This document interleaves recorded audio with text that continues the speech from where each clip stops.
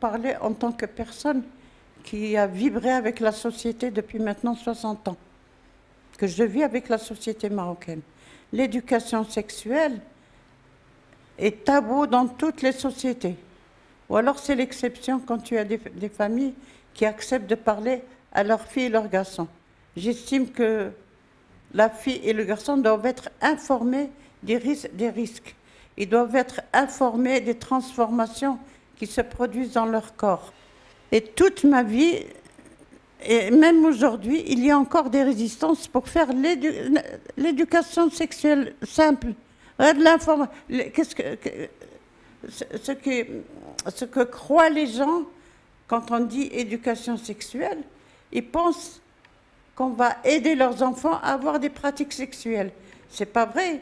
On les informe de la transformation de leur corps, de l'apparition des hormones qui vont faciliter l'ovulation chez la fille, qui vont faciliter la fabrication,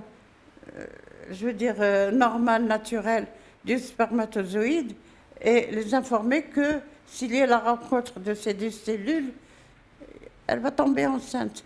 Et ce n'est même pas la peine qu'il y ait une relation sexuelle normale. Même une relation sexuelle externe, et on a eu beaucoup de filles ici, elles tombent enceintes. C'est le devoir des familles d'abord, sauf que les familles elles-mêmes n'ont pas été informées. Donc la mère, si elle n'a pas la capacité d'expliquer à sa fille et à son fils,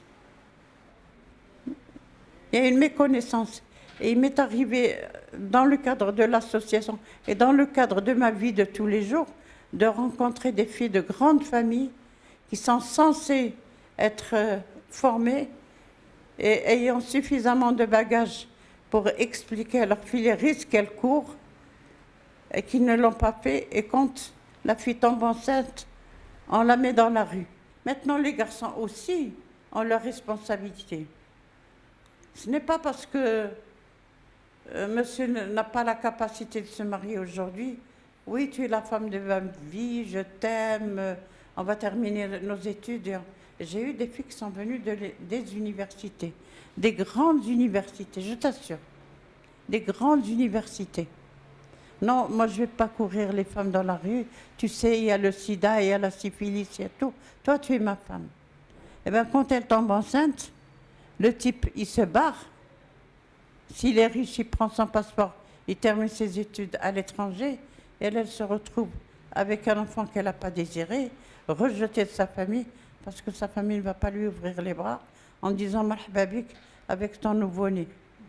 C'est très compliqué.